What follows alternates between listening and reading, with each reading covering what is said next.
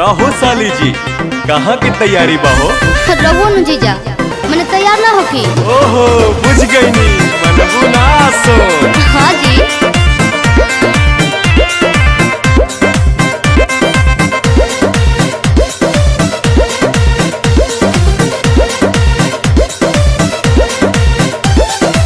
जातारू माई के दर्शन तू करे। हाँ जी। काहे के लगलू है साजे सवारे। मैंने तैयार ना होकी। अरे जल्दी होखा। जातारू माई के दर्शन तू करे। हाँ जी। काहे के लगलू है साजे सवारे।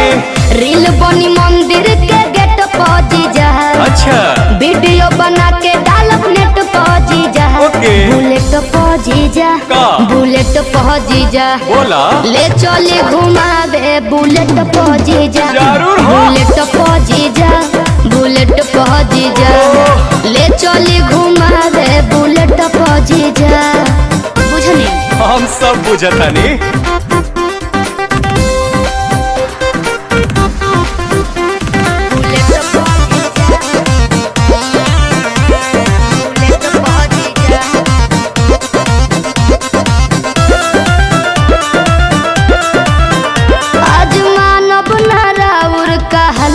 जीजा सूट पहन के तैयार बनी ललका जीजा। अच्छा ठीक बा। ए जीजा जी सुना जौन कहबू खाए के साली उ घर ही लिया दे हबो। अरे ना जी। डेरी मिल्क कहा चॉकलेट दू पैकेट खिया दे हबो। मालूम ना हम चॉकलेट पा जीजा। अरे चाउमीन चाट के प्लेट पा जीजा। बुलेट पा जीजा का? बुलेट पा जीजा बोला ले चले घुमावे बुलेट पा जीजा। आहो। बुलेट पा जीजा का? बुलेट पा जीजा ले चले घुमावे बुलेट पा जीजा। अरे भागत काहे बनी? तोहरी कहाँ भागतानी।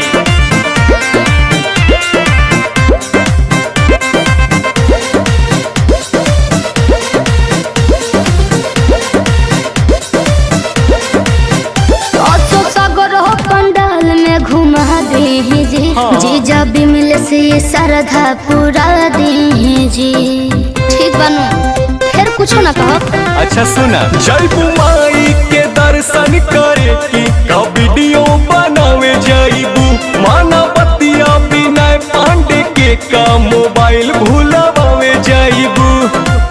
आई है नेटार गेट पहुंची जा। अरे ना हो चली पंडाल वाला सेट पहुंची जा। हाँ। बुलेट पहुंची जा का?